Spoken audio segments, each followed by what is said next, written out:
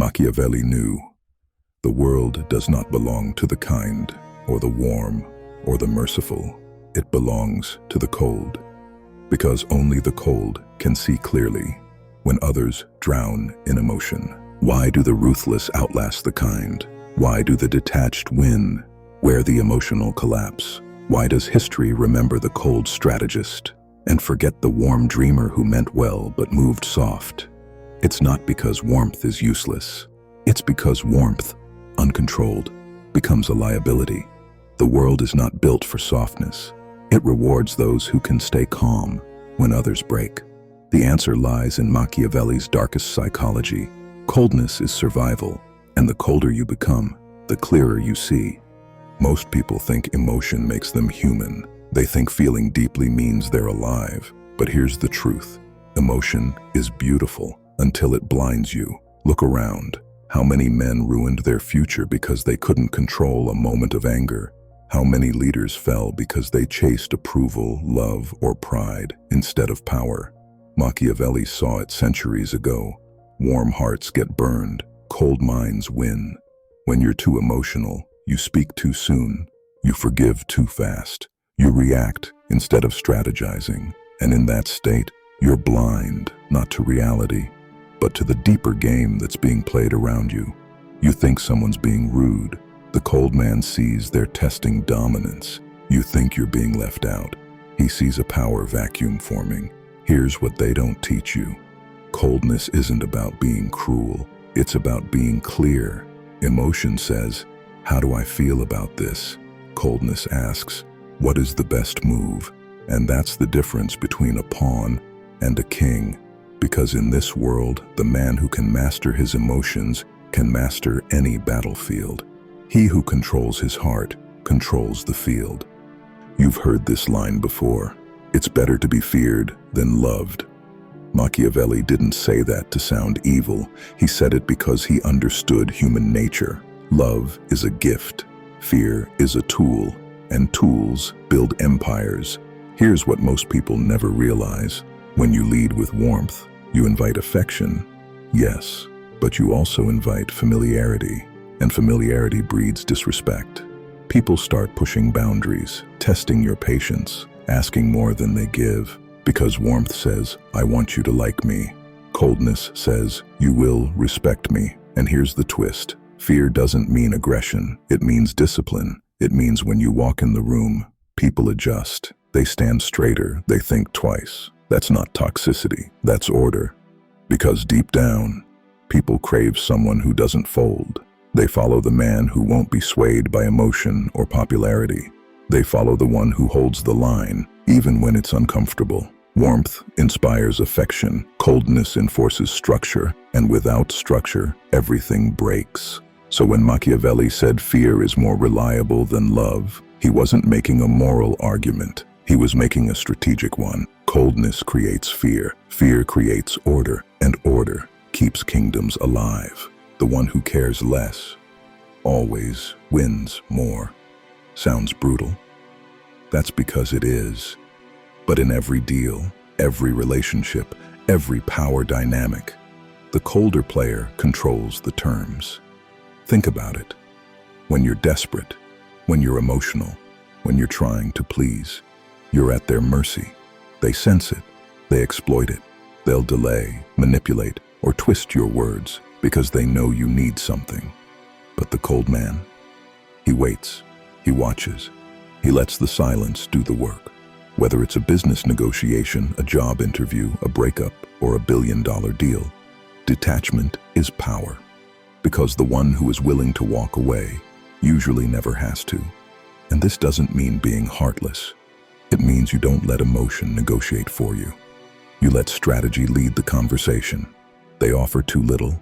You walk. They play games. You stay silent. They beg for urgency. You create space. The colder you are, the clearer you think. And clarity always beats chaos. In a world where everyone's fighting to be liked, the man who doesn't flinch holds all the cards. That's why the cold always wins negotiations. Not because they say more, but because they need less. You can't manipulate a man who doesn't take the bait. Most people are easy to read. trigger their ego, flatter their pride, question their loyalty, and they react. They get defensive, emotional, predictable. But the cold man, he doesn't flinch. He doesn't chase validation, and he definitely doesn't let anyone control his emotional thermostat. That's what makes him dangerous, because emotional bait just fails. Insults don't move him. Praise doesn't blind him. Guilt doesn't bind him. He's still, and from stillness comes power. Machiavelli would say, "The cold cannot be provoked. They provoke others." See, once people realize they can't shake you, they start revealing themselves, their fears, their true intentions, their breaking points. That's when the cold man strikes, not out of emotion, but out of timing, precision, control. Because when you're hard to manipulate, you become the one pulling the strings. The truth is, coldness is not cruelty. It's clarity. Most people, they're burning out, wasted by emotion. They pour themselves into people who don't care. They react to every insult. They chase every apology. And slowly, they drain. They burn. But the cold man, he conserves. He doesn't bleed for those who wouldn't scratch for him. He doesn't light fires for those who bring storms. He holds, he watches, and when he moves, it's precise, it's calm, it's final. While others exhaust themselves in feeling, the cold survives. While they scream, he waits. While they crumble, he calculates. Because coldness isn't about emptiness, it's about control of your energy, of your reaction, of your fate. Let them call you distant. Let them call you heartless. Because one day, when they've burned out, you'll still be standing, still solid, still sharp. And that is when they'll understand. The cold always win. Chaos doesn't kill the strongest. It kills the most reactive. And the truth is, most people break under pressure. One betrayal, one failure, one crisis, and they spiral. But the cold, they don't panic. They don't dramatize. They don't need someone to rescue them, because their power isn't built on emotion. It's built on control. Machiavelli understood this. Leadership is not about strength when everything is calm. It's about clarity when everything's on fire. The cold man doesn't chase blame or comfort. He adapts, calculates, moves. While others cry out, "Why me?" he's already drawing up the next move. That's why coldness wins. Because when chaos comes, and it always does, the warm-hearted collapse, but the cold endure and rise. Clarity under pressure doesn't just build survival, it builds supremacy. In a world of noise and speed, the cold man is still. He doesn't rush. He doesn't chase. He waits, because timing is everything. Machiavelli wrote, "Fortune is a woman, and if you wish to master her, you must strike at the right time. Not before, not after, exactly when the moment bends in your favor." The cold man studies patterns. He watches when others move too early, when they act out of fear or greed or desperation, and he waits, sometimes days, sometimes years. But when he strikes, it's surgical. No wasted motion, no emotion, just precision. The impatient want results now. But the cold man knows, power doesn't reward urgency, it rewards accuracy. That's why he wins. Because while others burn out in the chase, he walks slowly to the throne and finds it empty. The boy inside you wants to save everyone. He wants to stay loyal to the people he started with. He believes holding on makes him good. But the man you're becoming knows better. He knows there's a price to pay for dragging dead weight. See, the world doesn't reward your loyalty to weakness. It punishes it. Machiavelli understood this. A wise prince must choose his company as he chooses his weapons. The cold man scans his circle like a battlefield. Not everyone is your soldier. Some are liabilities, distractions wearing familiar faces. They show up late. They flinch when it's hard. They smile when you lose. And yet, the warm part of you hesitates. You think cutting them makes you heartless, but let me tell you something that will set you free. Mercy to weakness is cruelty to purpose. If someone weakens your focus, costs you momentum, slows your rise, that is betrayal, and the man who refuses to cut becomes a hostage to the past. The cold, He doesn't explain. He doesn't announce. He doesn't beg them to change. He observes. He decides. He moves on. Not because he's cruel, because he's clear. And clarity is the highest kindness you can offer your future self. So if you're holding on to someone who's already let go of your vision, cut. Not tomorrow, now. Because every moment you hesitate, you bleed. And the cold man, he doesn't bleed for weakness. Warmth is easy to read. A smile, a flinch, a sigh. It tells people exactly where you stand. That's the danger. Once they can read you, they can predict you. Once they can predict you, they can control you. But the cold man, he's unreadable. He doesn't react. He doesn't explain. He lets silence do the talking. You speak to him, and you're not sure if he agrees or if he's planning something worse. That's power. Machiavelli said, "A prince must learn how to be a great pretender." But the cold man doesn't pretend. He simply doesn't reveal. He doesn't give you emotions to interpret. He gives you nothing, and that nothing drives people insane. It makes them cautious. It makes them respectful. It makes them fearful, because the enemy you don't understand is the one you don't attack. The man who's cold, he's not quiet because he's weak. He's quiet because he's calculating, and in that silence, he becomes a question no one can answer. And people fear the question they can't answer more than the answer they don't like. So stay silent, stay unreadable, and watch how the world starts second-guessing itself around you. Pain breaks most people, but not because pain is strong, because they're soft. See, the warm man, he bleeds loud. He vents, complains, seeks comfort. He wants sympathy.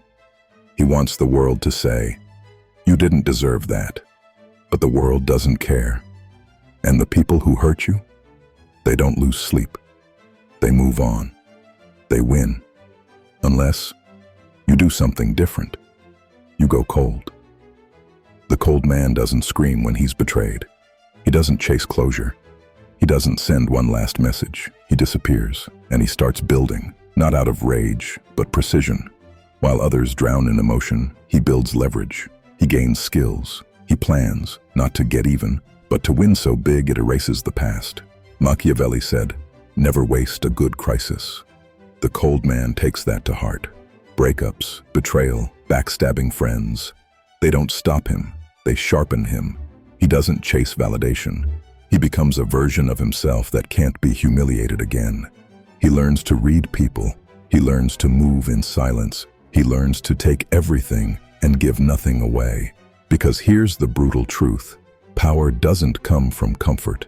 It comes from pain, processed with clarity, the warm collapse, the cold convert. So the next time life punches you in the gut, don't react. Don't post about it. Don't talk about it. Sit with it. Bleed internally. Then rise. Sharper, colder, stronger. That's how the cold always wins. They feel everything, but they move like they feel nothing. And that is what terrifies the world. Because pain doesn't break the cold. It builds them. There's a certain kind of man. You feel him before he speaks. You watch him enter a room, and the energy shifts. Not because he's loud, not because he's flashy, but because he's unmoved. That's cold presence, and it's rare. See, warm men, they rise and fall with every comment. They're swayed by compliments, broken by criticism. They need approval like oxygen. One negative look, and they shrink. But the cold man, he doesn't flinch. He doesn't need the room. He commands it. By needing nothing, he doesn't chase impressions. He becomes so certain, so deeply grounded in who he is, that even silence speaks for him. Machiavelli didn't just teach about tactics. He taught stance, a man's ability to remain still while the world spins around him. Your cold presence isn't built in public. It's forged in private, in solitude, in rejection, in nights where no one claps for you, but you show up anyway. And over time, you stop reacting, you stop proving, you stop explaining. Because real presence doesn't shout. It doesn't sell itself. It radiates. So if you want to be unbreakable, you must first become unshakable. Not cold like ice, cold like steel, grounded, still, certain, because the man who cannot be shaken cannot be broken. And that is the presence this world remembers, the kind that doesn't need noise to cause silence. Imagine no longer being ruled by rage, not bending to lust, not chasing approval out of fear or need. Imagine walking through betrayal, through rejection, through chaos, and staying still, unmoved.